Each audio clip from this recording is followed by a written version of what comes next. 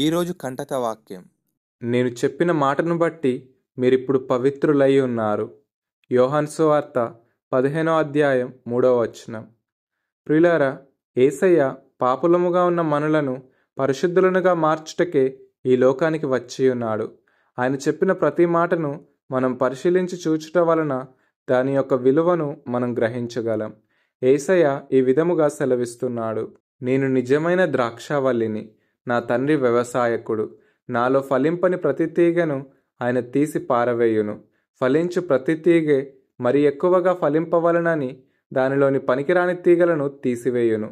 నేను మీతో చెప్పిన మాటను బట్టి మీరిప్పుడు పవిత్రులై ఉన్నారు. నాయందు నిలిచియుండుడి, మీ యందు నేనును నిలిచియుందును.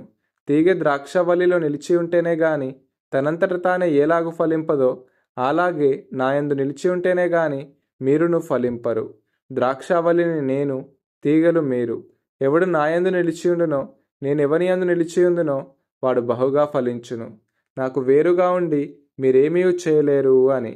ప్రియులారా, దేవునిలో అంటుకట్టబడిన మనం దినదినం ఆయనలో ఫలించువారమై ఉండాలి. ఫలింపు లేని జీవితం మనలో ఉన్నదంటే మనం దేవునికి దూరముగా ఉన్నామని మనం గ్రహించాలి.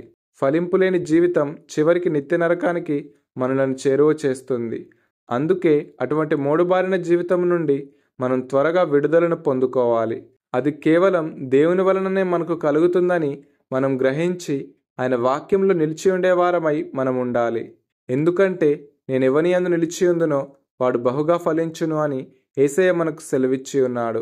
ప్రియులారా, ఆయన వాక్యంలో నిలిచి ఉండటం మనం నేర్చుకున్నట్లయితే మన జీవితం ఫలించేదిగా ఉంటుంది. ఈ ఫలింపు జీవితం పవిత్రముగాను ఎంతో పరిశుద్ధముగాను ఉంటుంది. అందుకే ప్రతిదినం కేవలం వాక్యం చదివేవారిగానో లేక వినేవారిగానో కాకుండా వాక్యాన్ని అర్థం చేసుకొని ఆ వాక్యంలో నిలకడగా నిలిచి ఉండేవారమై ఉందాం.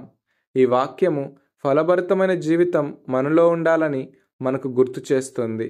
గనుక ఈ రోజంతా ఈ వాక్యాన్ని ధ్యానిస్తూ వాక్యానుసారమైన జీవితం కలిగి ఉందాం. అట్టి అనుభవంలోనికి దేవుడు మనలను నడిపించునుగాక. ఆమేన్.